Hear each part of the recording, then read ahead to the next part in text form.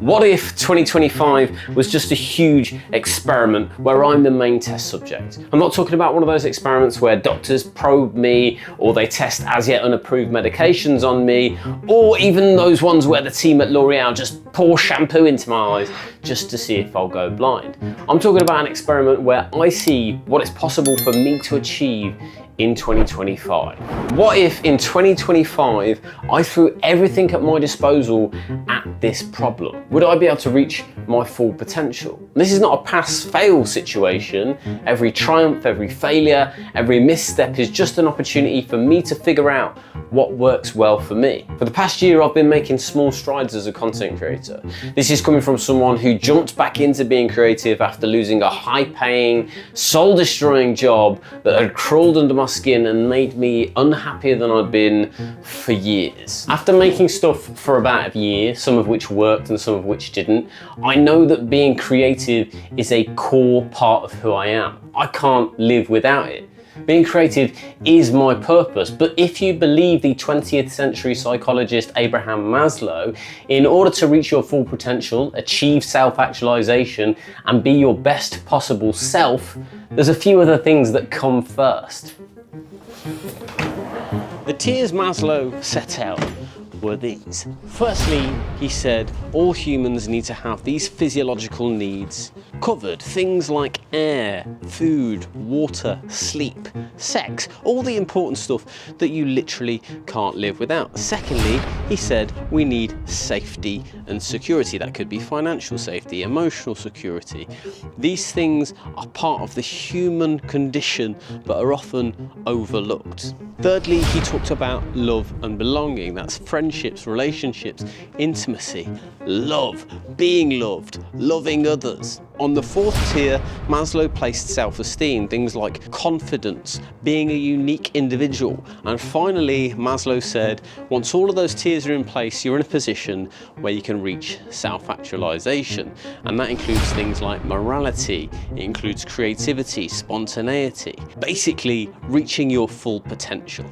So you can rest assured that this isn't going to be one of those videos where bros say they get up before they go to sleep and run 8 marathons in 6 hours. It's more than just hustle culture.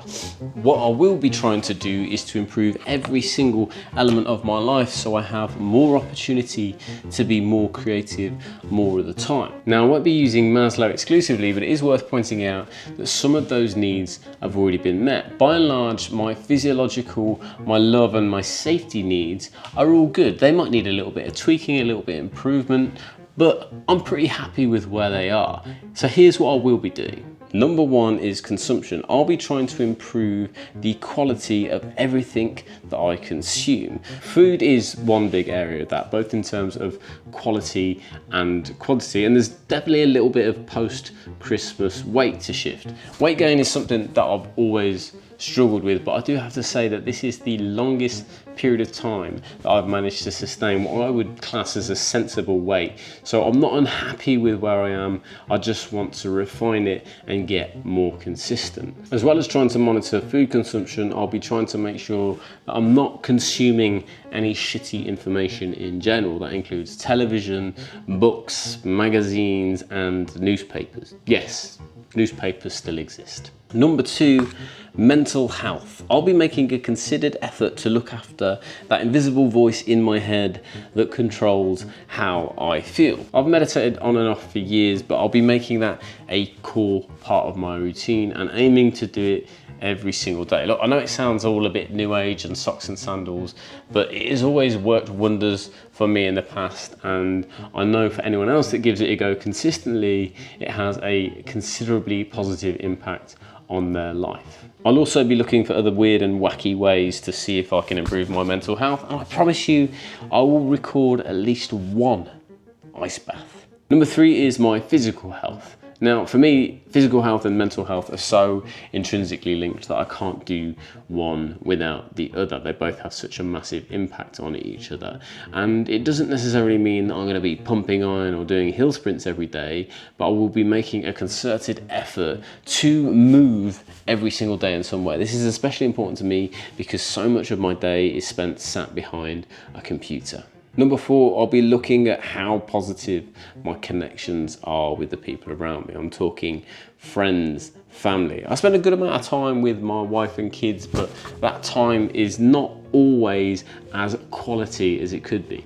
My problem is I am so easily distracted by literally everything. I'm constantly on my phone, and that sometimes means I'm not present in the room. And I know that's a situation that a lot of us find ourselves in. There's so many distractions in modern day life. I'm going to be trying to make sure that the time I spend with my family is quality time. I'm also going to be trying to make more of an effort to have more of a connection with the very small group of friends that I do actually have.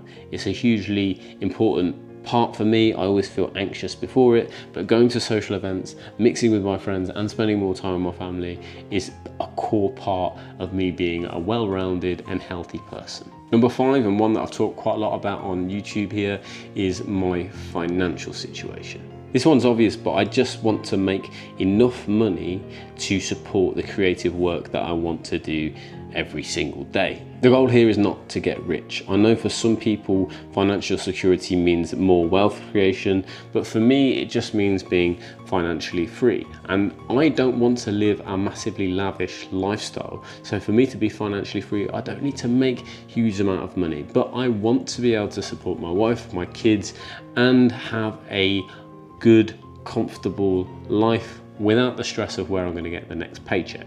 What I know for sure is more money does not equal more happiness. I have tested that theory, and I promise you it does not work. I want to put creativity at the very center of my life, and I want to make enough money to support that and to support my family. Number 6, and the final piece, is creativity. Everything I'm doing is in service of being able to be more creative. And I'm not under the illusion that I can just sit back and think about this and new videos or books or paintings are just going to appear in front of me. I have to do the work. So there you go, 6 things that I'm going to be focusing on this year to make 2025 transformational for me. Hit that subscribe button because I'd love for you to join me along this journey. And if you see anything that I'm doing that you think might be helpful for you, then give it a try. If you see something that you think is crazy, let me know down in the comments. But most of all, let's see what works for me, and you can test it and see if it works for you too. Here's to a transformational 2025.